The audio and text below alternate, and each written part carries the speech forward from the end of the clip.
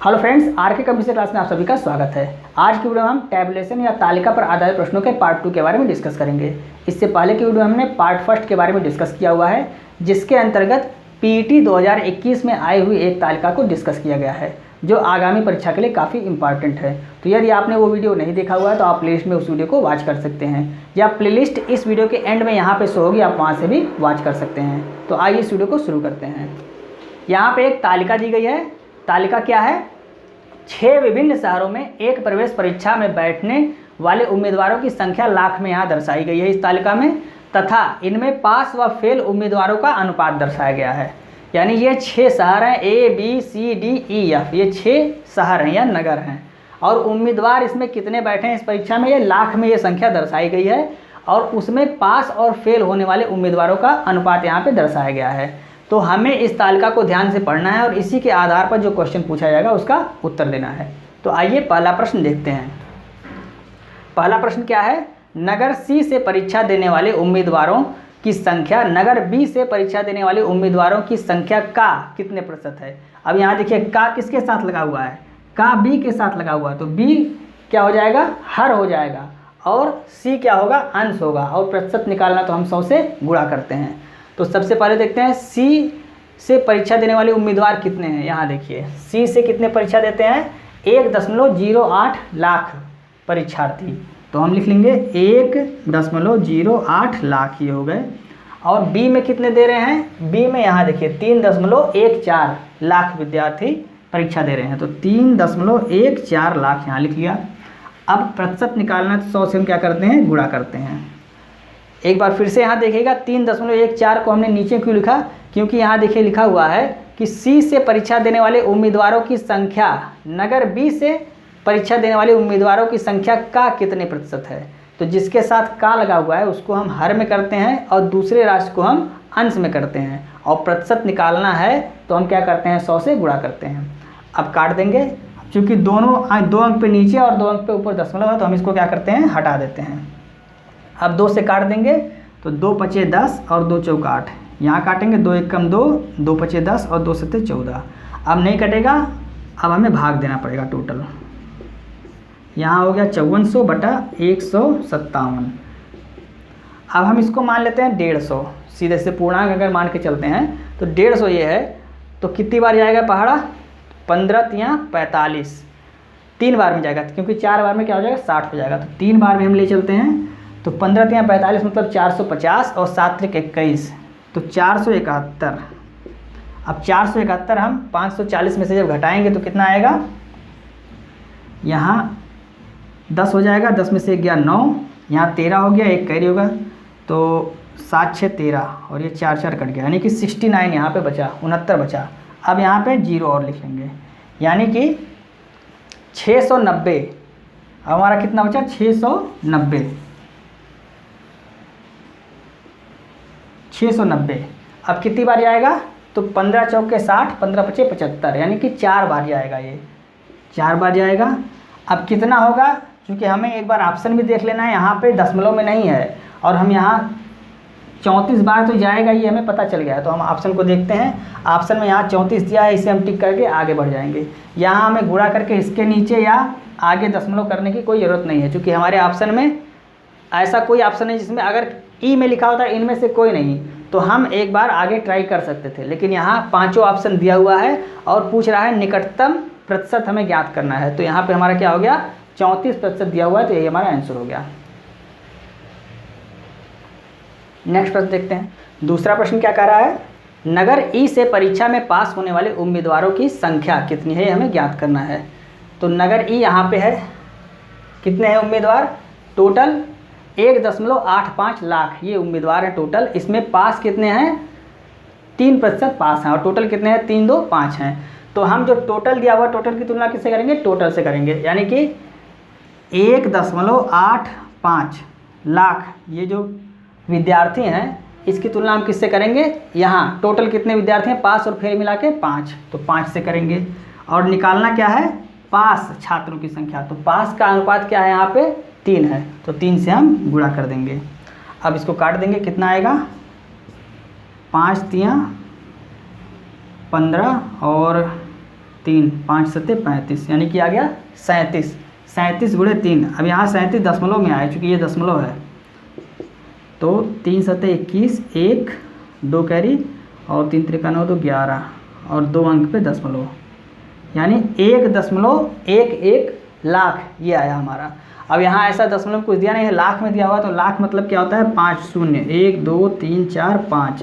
अब 5 शून्य से ये 2 अंक पे दशमलव है तो 2 शून्य कट जाएगा, 2 शून्य कट गया, कितना बचा 1 2 3 शून्य बचा, यानी कि 1 2 3 और उसके आगे 3 शून्य, यही हमारा आंसर हो जाएगा। देखिए किसी ऑप्शन में है, यहाँ है 11 और 3, यहाँ 111 है, यहाँ 111 है, लेकिन 1 2 3 4 शून्य है, यहाँ 3 शून्य है, यहाँ पे तो है ही नहीं। तो हमारा कौन सा ऑप्शन हो जाएगा, ई वाला ऑप्शन, यानी कि इनमें से कोई नहीं, यही ऑप्शन सही हो जाएगा। नेक्स्ट प्रश्न देखते हैं। तीसरा प्रश्न क्या है, नगर डी से परीक्षा में फेल हुए उम्मीदवारों की संख्या का नगर ए से परीक्षा में फेल हुए उम्मीदवारों से क्रमशः अनुपात ज्ञात करना है। तो अनुपात हम ज्ञात कर लेते हैं। डी से परीक्षा में कितने उम्मीदवार फेल हुए हैं, तो यहाँ देखते हैं डी का टोटल है 2.27, तो टोटल की तुलना हम किससे करेंगे, टोटल से करेंगे, यानी कि 3 और 1 4, और निकालना क्या है फेल, तो इधर वाला क्या है फेल, तो 3 से हम क्या करेंगे गुणा कर देंगे। और उसके बाद अनुपात निकालना है तो सीधे हम अनुपात निकाल लेंगे, किसमें, ए से परीक्षा में फेल। अब ए में क्या है 1.25, 1.25 और टोटल कितना है यहाँ पे 10, और गुणा हम क्या कर देंगे फेल वाले उम्मीदवार यानी कि 3। ये हम कैसे कर रहे हैं, अगर आपको समझ में नहीं आ रहा है तो हम बताना चाहेंगे आपको कि टोटल उम्मीदवार जितने हैं, यहाँ देखिए डी में टोटल कितने हैं 2.27, तो टोटल की तुलना हम किससे करेंगे, टोटल से करेंगे। उसके बाद हमारा पास और फेल का जो विद्यार्थी है उसका अनुपात निकल पाएगा। अगर पास निकालना हो तो हम 1 से गुणा करेंगे, अगर फेल निकालना है तो हम 3 से गुणा कर रहे हैं। अब इसी तरह से हम ए में भी देखते हैं, टोटल उम्मीदवार कितने हैं 1.25 है, और यहाँ टोटल विद्यार्थी कितने हैं, पास और फेल मिला के, क्योंकि वही विद्यार्थी तो होंगे जो वही पास होंगे और फेल होंगे, तो टोटल विद्यार्थी कितने हैं यहाँ पे अनुपात में 7 हैं। तो टोटल की तुलना हम किससे करते हैं, टोटल से करते हैं, दोनों को ऐड करके, और उसके बाद जो निकालना होता है उससे हम गुणा करते हैं। अगर पास निकालना होगा तो हम 7 से गुणा करेंगे, अगर फेल निकालना है तो हम 3 से गुणा करेंगे। तो इसलिए हमने इस तरह से यहाँ पे लिख दिया, हमने पहले नहीं काटा, चूँकि अनुपात हमको निकालना है तो अनुपात में दोनों तरफ की संख्याएँ जो कटती हैं वो उसे हम काट देते हैं। तो यहाँ देखिए 3 कट रहा है, 3 हम काट देते हैं, दशमलव और दशमलव 2 अंक पे यहाँ भी है यहाँ भी है, तो ये दोनों भी अपने आप हट जाएगा, दशमलव भी हट जाएगा। अब देखिए, अब ये 2 से काट देते हैं, 2 दूनी 4 और 2 पचे 10, 5 से इसको काट देते हैं तो 5 दूनी 10, ये 25 बार कट जाएगा, 25 पंचे 125। तो अब हमारा टोटल कितना प्राप्त हो गया यहाँ पे 227/2 अनुपात 25, ये हमको प्राप्त हो गया। अब हम जानते हैं अनुपात कभी बटे में नहीं रहता है, यहाँ अगर कुछ नहीं तो हम 1 मान सकते हैं, तो 227/2 अनुपात 25/1, तो अनुपात बटे में नहीं रहता, हम क्या करते हैं इसका तिरछा गुणा कर देते हैं। तो यहाँ 227 अनुपात 25 दूनी 50, यही हमारा अनुपात प्राप्त हो गया। और यहाँ पे ऑप्शन कौन सा है 227 अनुपात 50, ये तीसरा ऑप्शन हमारा सही हो गया। कुछ नहीं किए हैं, बस टोटल की तुलना हम टोटल से करते हैं। अब यहाँ 4 से क्योंकि 3 और 1 मिला के 4 हो रहा था, और उसके बाद जो निकालना होता है उससे हम गुणा कर देते हैं। सेम फार्मूला यहाँ पर भी, टोटल की तुलना टोटल से करेंगे और जो निकालना है उससे गुणा कर देंगे, बस इसी को सॉल्व कर देंगे, हमारा आंसर आ जाएगा। नेक्स्ट प्रश्न, चौथा ऑप्शन क्या है, नगर एफ से परीक्षा में पास हुए उम्मीदवारों की संख्या सभी शहरों से मिलाकर उम्मीदवारों की कुल संख्या का कितने प्रतिशत है। अब यहाँ देखिए, सभी शहरों से मिलाकर उम्मीदवारों की कुल संख्या का किसके साथ लगा हुआ है, सभी शहरों के साथ, तो सभी शहरों की जो संख्या आएगी वो नीचे होगी, और एफ से जो पास हुए उम्मीदवार हैं उनकी संख्या ऊपर होगी, और प्रतिशत निकालना है तो हम 100 से क्या करेंगे गुणा करेंगे। तो देखते हैं एफ में कितने पास हुए, तो एफ कितना है टोटल 2.73, और टोटल यहाँ पे कितना है 7/5, यानी 7 5 12 टोटल हो गया।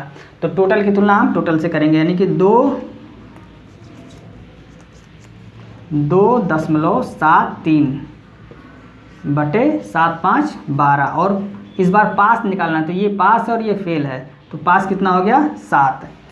अब बटा ये ऊपर हो गया, और नीचे क्या होगा टोटल संख्या, इसको ऐड करेंगे तो 5 4 9 9 और 8 17, 5 4 9 9 8 17 17 3 20 4 24 5 29 29 और 3 32 2 और 3 कैरी हो गया।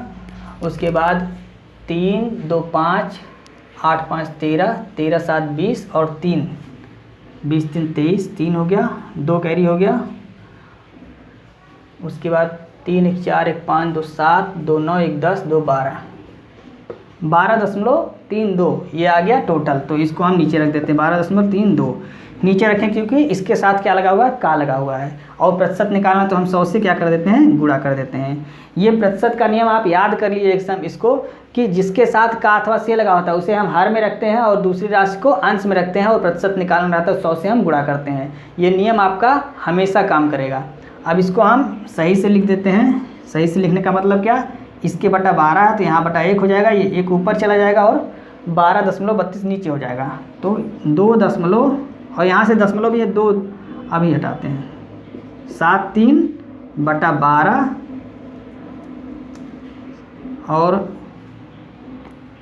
1 ऊपर जाएगा और 12.32 नीचे आ जाएगा, यानी कि यहाँ हो गया 12.32 और इसके साथ 7 ऊपर है, यहाँ 7 ऊपर हो गया और 100 हो गया यहाँ पे।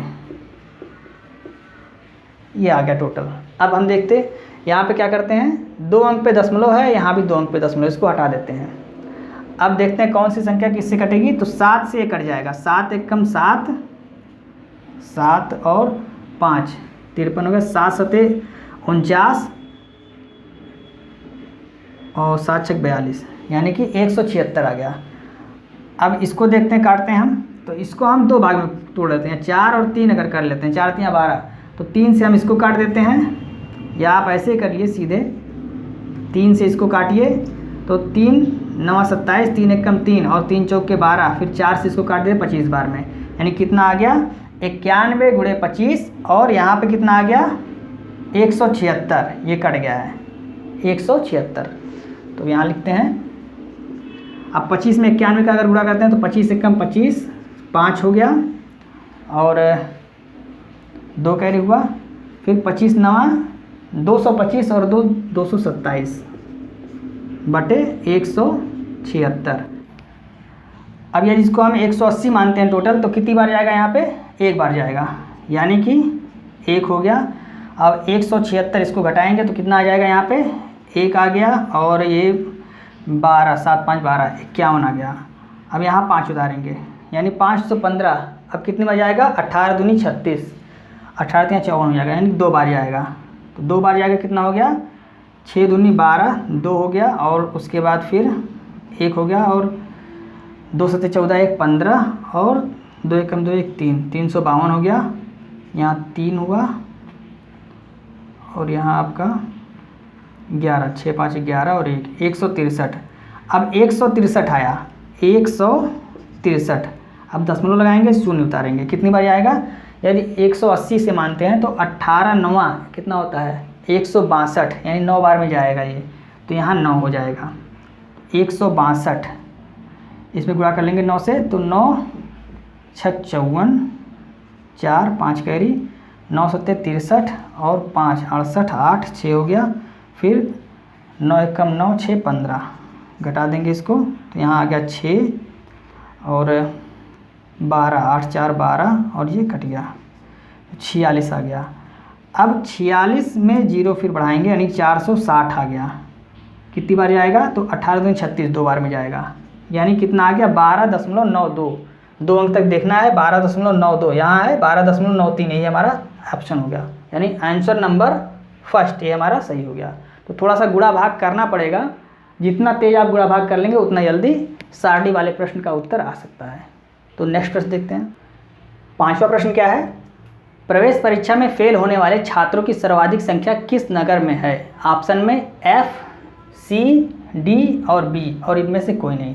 अब इनमें से कोई नहीं दे दिया तो हमें सब निकालना पड़ेगा।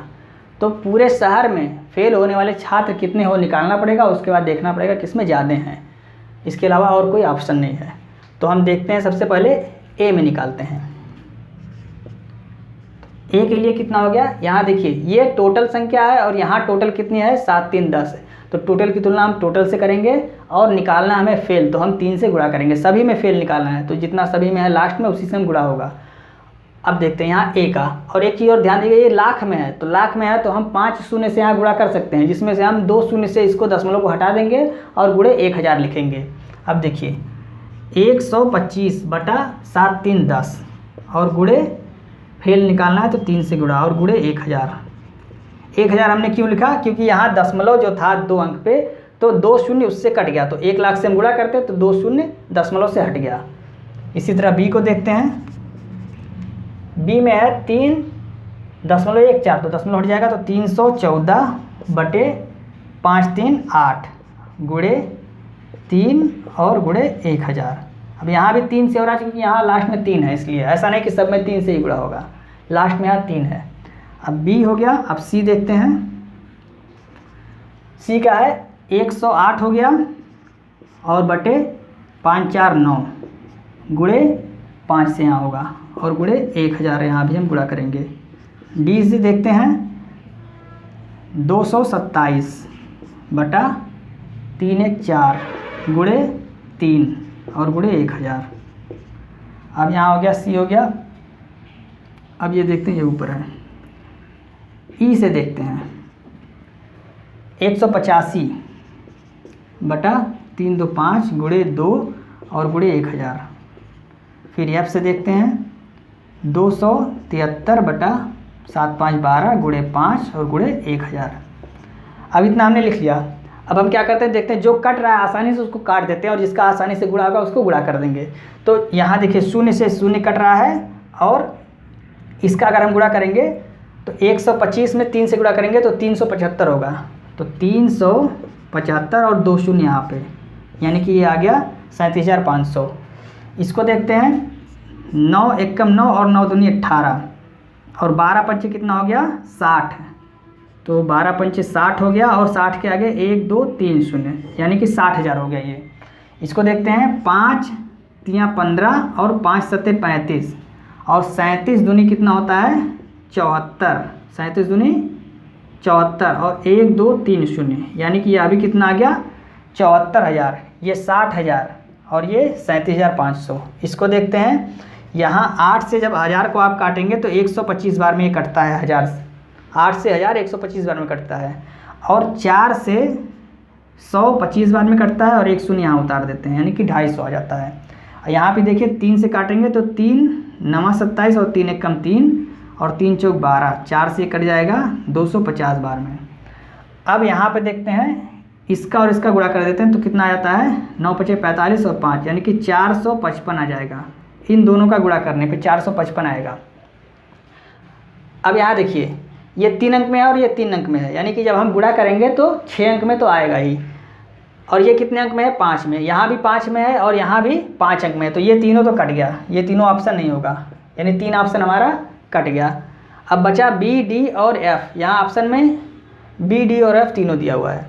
अब यहाँ देखते हैं 3 और 125, यहाँ भी 3 है और 250 है, तो मान लीजिए अगर 3 और 125 को हम हटाते हैं, यहाँ से कॉमन लेते हैं तो यहाँ भी कॉमन लेंगे तो यहाँ 2 बच जाएगा, तो 2 का गुणा जब इसमें करेंगे 2 दूनी 4, मतलब कि लगभग 450 आएगा, और यहाँ कितना है 314 है, मतलब कि ये छोटा है, तो इसको भी हम काट देंगे।